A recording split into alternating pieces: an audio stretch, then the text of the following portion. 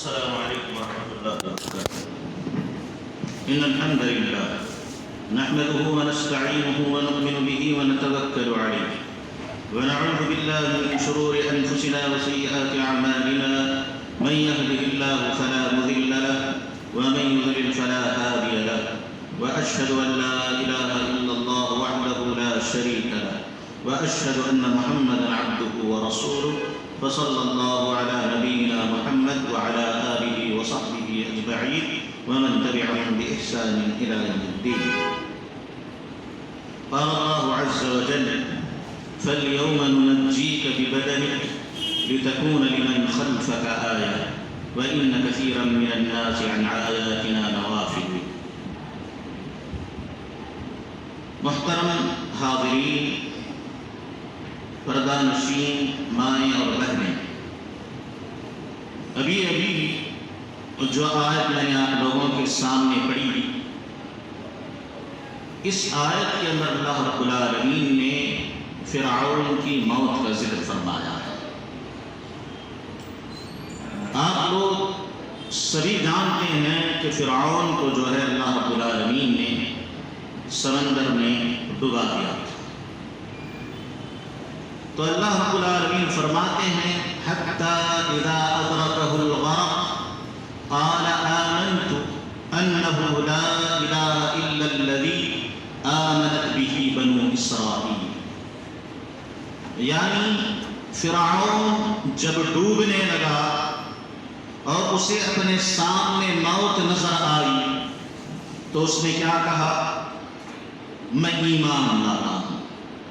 جیسے ہی اس نے اپنے سامنے موت کو دیکھا، ہوش ٹھکانے آ گئے، کہنے لگا میں ایمان لاتا ہوں، میں اقرار کرتا ہوں کہ حقیقت میں عبادت کے لائق وہی اللہ ہے جس پر بنی اسرائیل ایمان آئے، میں بھی اس پر ایمان لے آتا ہوں۔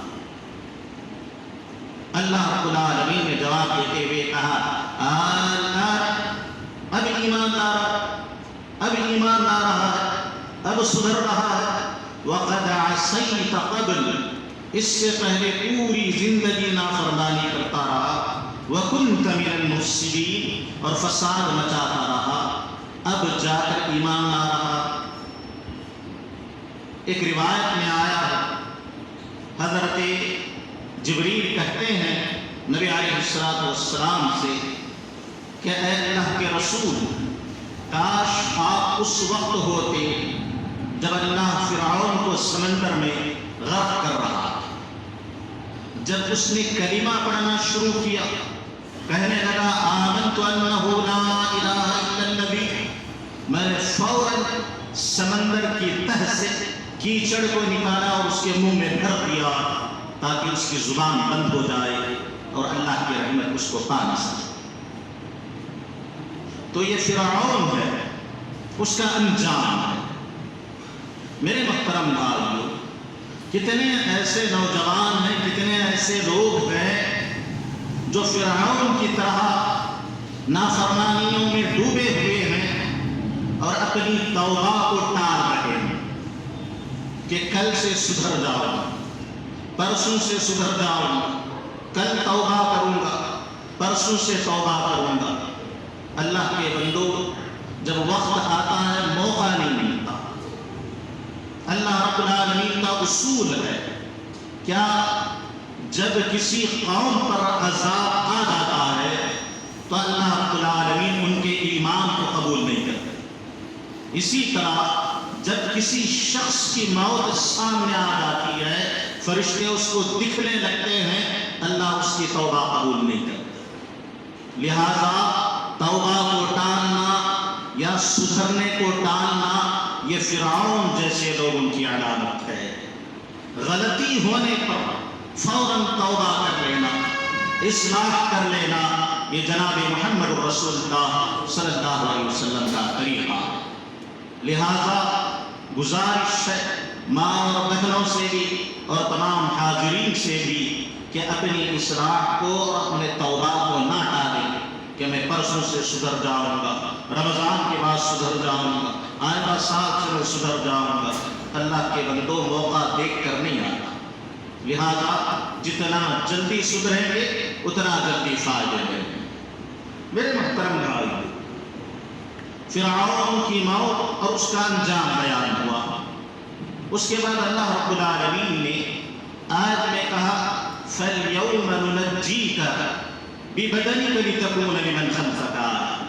اے فرعون، آج ہم تیرے بدن کو نجات دے رہے ہیں، آج کے دن ہم تیرے جسم کو نجات دے رہے ہیں تاکہ تو بعد میں آنے والوں کے لیے عبرت بن جائے، نصیحت بن جائے۔ اللہ کے بندو، بہت سارے لوگ ہیں جو یہ مانتے ہیں کہ اللہ رب العالمین نے یہ وعدہ کیا ہے کہ اللہ قیامت کے دن تک فرعون کی لاش کو محفوظ رکھے گا۔ بہت سارے لوگ اس بات کو مانتے ہیں، پڑھنے میں بھی عالی ہے، خاص کر جو یوٹیوبس میں ویڈیوز وغیرہ بناتے ہیں وہ لوگ اکثر ذکر کرتے رہتے ہیں، دیکھو ہمارے قرآن میں اس طرح کی بات آئی ہے کہ اللہ نے قیامت تک کے لیے فرعون کی لاش کو محفوظ کر دیا۔ پھر کیا کرتے ہیں، مصر میں جو مشہور لاش ہے، جس کے بارے میں یہ مشہور ہے کہ وہ فرعون کی لاش ہے، اس آیت کو اس سے جوڑ دیتے ہیں، اس آیت کو اس سے جوڑ دیتے ہیں کہ دیکھو اللہ نے جیسے کہا ہے ویسے ہو رہا ہے۔ اللہ کے بندو، بہت بڑی غلطی ہے۔ کیا ہے؟ بہت بڑی غلطی ہے۔ اگر آپ قرآن پڑھیں گے سمجھ میں آئے گا کہ اللہ رب العالمین نے کبھی یہ نہیں کہا کہ ہم اس بدبخت کی لاش کو قیامت تک کے لیے محفوظ کریں گے۔ اللہ نے ایسی بات کہی ہی نہیں۔ جو اس طرح کی بات پھیلا رہے ہیں وہ اللہ رب العالمین پر جھوٹ بول رہے ہیں، لہذا ہوشیار ہونا چاہیے۔ معمولی بات نہیں ہے، بہت بڑا گناہ ہے، سوچ سمجھ کر بات کرنی ہوگی اللہ کے بارے میں۔ اللہ نے کہا ہی نہیں کہ ہم فرعون کی لاش کو قیامت کے دن تک محفوظ کریں گے۔ اگر قرآن کو سمجھنا ہو، حدیث کو سمجھنا ہو تو اللہ کے بندو اگر صحابہ کے طریقے سے سمجھیں گے نا، صحیح سمجھ میں آئے گا۔ صحابہ نے جیسے سمجھا ہے ویسے سمجھیں گے، صحیح سے سمجھ میں آئے گا۔ اگر اپنے حساب سے سمجھنے کی کوشش کریں گے واللہ گمراہ ہو جائے گا۔ صحابہ کو اگر درمیان سے ہٹائیں گے تو واللہ گمراہ ہو جائے گا۔ لہٰذا اس آیت کو جس میں اللہ نے کہا کہ ہم تیرے بدن کو آج نجات دے رہے ہیں تاکہ تو آنے والوں کے لیے عبرت بن جائے، اس آیت کو صحابہ نے کیسے سمجھا یہ دیکھنا ضروری ہے۔ اگر ابن عباس رضی اللہ تعالیٰ عنہ سے پوچھیں اس آیت کی تفسیر کیا ہے، وہ بیان کرتے ہوئے کہتے ہیں کہ ہوا یوں کہ جب فرعون کو اللہ نے ڈبا دیا تو بنی اسرائیل ان کے دلوں میں فرعون کو لے کر اتنی دہشت اور اتنا ڈر تھا کہ ان کو یقین ہی نہیں آ رہا تھا کہ فرعون ڈوب گیا ہے اور مر چکا ہے۔ ابھی بھی وہ ڈر رہے تھے کہ کہیں سے فرعون اپنا لشکر لے کر نہ آ جائے اور ہمیں پھر سے غلام نہ بنا دے اور ہم کو پھر سے قتل کرنا شروع کر دے۔ دلوں میں حیرت تھی، ڈر تھی، یقین ہی نہیں آ رہا تھا۔ تو ابن عباس کہتے ہیں اللہ نے سمندر کو حکم دیا کہ فرعون کی لاش کو باہر نکال کر ایک ٹیلے پر، ایک اونچی جگہ پر پھینک دے۔ اللہ نے اسی کو ذکر کرتے ہوئے کہا فَالْيَوْمَ نُنَجِّيكَ بِبَدَنِكَ، آج کے دن۔ اللہ نے قیامت کے دن کی بات نہیں کی، اللہ نے قیامت کے دن کی بات نہیں کی، اللہ نے کہا فَالْيَوْمَ، آج کے دن تیری لاش کو ہم نجات دے رہے ہیں تاکہ یہ لوگ دیکھیں اور عبرت حاصل کریں۔ یہ آیت کا مفہوم ہے جو ابن عباس ہم کو سمجھا رہے ہیں، جو ابن عباس صحابی رسول ہم کو سمجھا رہے ہیں۔ اور ہم نے کیا سمجھ رکھا ہے کہ اللہ جو ہے قیامت کے دن تک اس کی لاش کو محفوظ رکھے گا۔ میرے محترم بھائی، آیت کا مفہوم اچھے سے سمجھ میں آ رہا ہوگا۔ اب آئیے کہ مصر کے اندر جو مشہور لاش پڑی ہوئی ہے، جس کے بارے میں یہ دعویٰ ہے کہ وہ جو ہے اسی فرعون کی لاش ہے جو حضرت موسیٰ کے دور میں تھا. اس کی کیا حقیقت ہے؟ اس کی کیا حقیقت ہے؟ کیا واقعی وہ لاش جو ہے اسی فرعون کی ہے یا کسی اور کی؟ اللہ کے بندو، اگر ہم دیکھیں تاریخ کو کہ یہ لاش کب دریافت ہوئی، یہ لاش جو ہے لوگوں کو کب ملی، تو تاریخ میں آیا ہے یا نیوز یا اخبار میں آپ سرچ کر کے دیکھ لینا، 1898 عیسوی میں جا کر فرعون کی یہ لاش دریافت ہوئی ہے، لوگوں کے ہاتھ لگی ہے، جو ممی کی شکل میں موجود تھی. ممی کی شکل میں یعنی اس میں مسالے لگے ہوئے تھے، حنوط شدہ لاش کہتے ہیں، یعنی اس کے اندر مسالے اور کیمیکل وغیرہ ملا کر جو ہے مصر میں اپنے بادشاہوں کی لاشوں کو محفوظ کیا جاتا تھا. تو اب یہ لاش کب ملی ہے؟ 1898 میں، یعنی 19ویں صدی کے بالکل اخیر میں. اگر حضرت موسیٰ کے دور سے لے کر اس وقت کا حساب لگائیں تو تقریباً 3000 سال بعد، تقریباً 3000 سال بعد جو ہے وہ لاش لوگوں کے ہاتھ کو لگتی ہے. پھر کیا ہوتا ہے؟ 1975 میں 1975 میں ایک بڑے سائنسدان ہے جن کا نام ہے موریس بکائے، یہ اور ان کی ٹیم مل کر اس لاش پر ریسرچ کرتے ہیں، تحقیق کرتے ہیں اور اندازہ لگاتے ہیں کہ یہ جو ہے لاش اسی فرعون کی ہے جو حضرت موسیٰ کے دور میں تھا. پھر اس کے بعد مزید تحقیق کر کے لوگوں کے سامنے دعویٰ کرتے ہیں کہ اس لاش یعنی اس فرعون کی موت جو ہے سمندر میں یا پانی میں ڈوبنے کی وجہ سے ہوئی تھی. دلیل یہ ہے کہ اس کی لاش پر سمندری نمک کے ذرات ہیں اور پرت ہیں. لہذا یہ بات جو ہے مشہور ہو جاتی ہے، مسلمان ہاتھوں ہاتھ اس کو لے لیتے ہیں اور دعویٰ کرنے لگتے ہیں کہ اللہ نے قیامت تک کے لیے محفوظ کہا تھا، دیکھو لاش یہاں موجود ہے. کوئی سوال کرنے والا کر سکتا ہے کہ اگر اللہ نے واقعی اس کی لاش کی حفاظت کی ذمہ داری لی تھی تو 3000 سال تک وہ لاش غائب کیوں رہی؟ 3000 سال تک وہ لاش غائب کیوں رہی؟